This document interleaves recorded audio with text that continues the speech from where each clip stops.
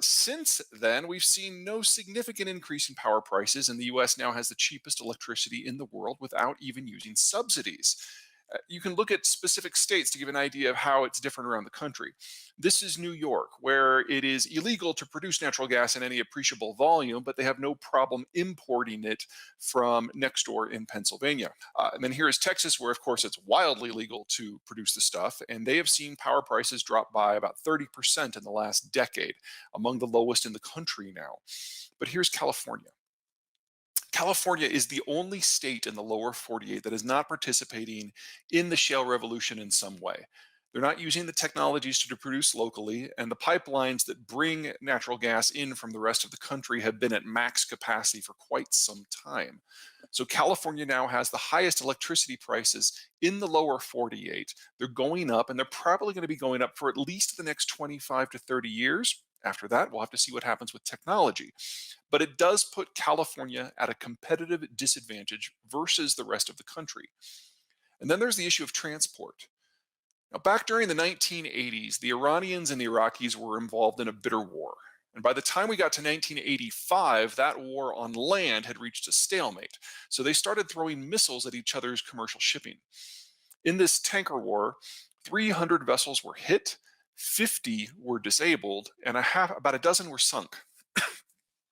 That almost destroyed the global insurance industry because no one had ever made allotments for damage to commercial shipping, which is normally a low risk venture, on that scale. And it changed the way we insure vessels. Today, if you want to insure your vessel, you have to pay for an annual premium about 2.5% the value of your vessel. That assumes you never sail into a conflict zone. Should you sail into a conflict zone, the price of that insurance increases by a factor of 100 to be paid out every week. That assumes no one shoots at any commercial shipping. Should someone be taking pot shots at commercial vessels, your policy evaporates. It's null and void. So the first time in this post-America world where shipping is targeted, you can guarantee that no one is going to be sailing anywhere near these conflict zones. That's 3/4 of manufacturing supply chain steps, 3/4 of global agricultural shipments, and 3/4 of global energy supplies. Gone. Now, for most Americans, this is a minor issue.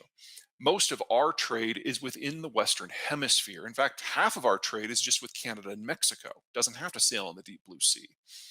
But that's not the case for California. California isn't just the state most dependent upon trade with East Asia, it's the trade gateway, has lots of throughput, all of which sails the deep blue sea. You can get an idea of where some of these exposures specifically lie when you look at manufacturing chains. The 1555 in the middle of this graphic is total value-added manufacturing within the United States. And all the circles and arrows on the outside pointing in are where all the components come from. The 1555 in the middle of this graphic indicates the total of value-added manufacturing in the United States. That 1555, that's $1.555 trillion. All of the circles and arrows that flow in from the outside indicate the value in billions, and then the color indicates the likelihood it's going to be disrupted in this world that we're moving into. Green means it's probably fine. Yellow means figure 25% of it's not going to make it. Orange is half, and red means just don't count on it at all. It's not going to show up. Now, you'll notice for the United States that there's a lot of green, a fair amount of yellow, and no red. That doesn't mean that the United States is immune to what's coming, but it's something we can grow through. It's something we can manage. By the way, the state that's most exposed to all of this in absolute terms is Texas, but most of that exposure is via Mexico, so that's probably fine. It's not fine for the Germans. The Germans are much more dependent upon the countries that they border, and especially on countries beyond the horizon for their value add. In addition, because they have the world's second most rapidly aging demography, they are wildly dependent on countries beyond the horizon to purchase the end product. There's nothing about the German system that can work without American security overwatch. But that's nothing compared to what the Chinese are facing. The Chinese are completely dependent on high tech from other sources. Now, I'm sure that you have heard the Made in China 2025 program, the idea that China is seeking technological parity with the United States in just 5 years. If you talk to any Chinese bureaucrat behind closed doors where their minder is not listening, It'll become pretty obvious to you that 2025 is really just the first step. They don't expect true parity until at least 2070. They don't have that kind of time. Now, some version of this holds true. Obviously, especially in manufacturing, the US is very well positioned for the low end. The shale revolution and low transport costs to end consumers bodes very well for American low end manufacturers. And the US is also well positioned on the high end. The US has the capital, the tech, and the labor force. And within manufacturing, there are two subsectors that are very heavily exposed to this. The first is automotive, but about two-thirds of that is within NAFTA. That's manageable. The bigger concern is the second one, technology manufacturing. About two-thirds of that is in East Asia. And we'll come back to that in just a minute. First, we have to have an idea of the decision-making process here.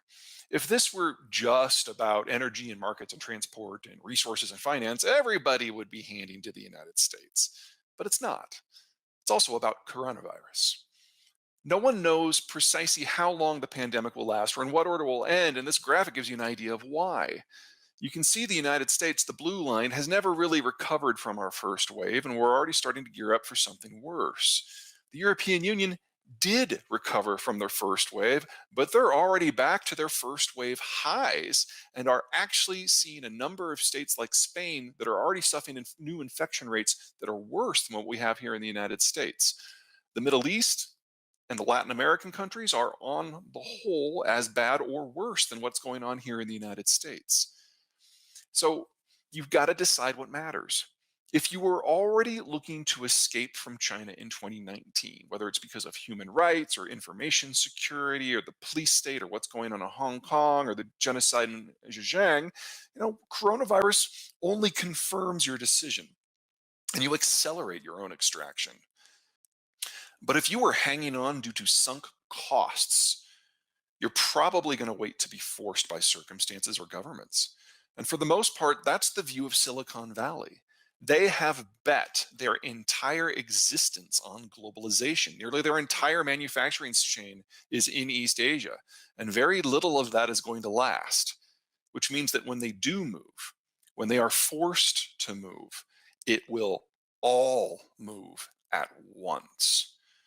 Potential recipient locations who are ready for that can inherit 50 years of supply chain expansion almost overnight. And potential recipient locations who cannot will get nothing. Why am I specifically mentioning Silicon Valley and computing manufacturing? Personally, I think semiconductor manufacturing would be a great fit for Santa Clarita. Now, we've talked about energy and transport and finance already.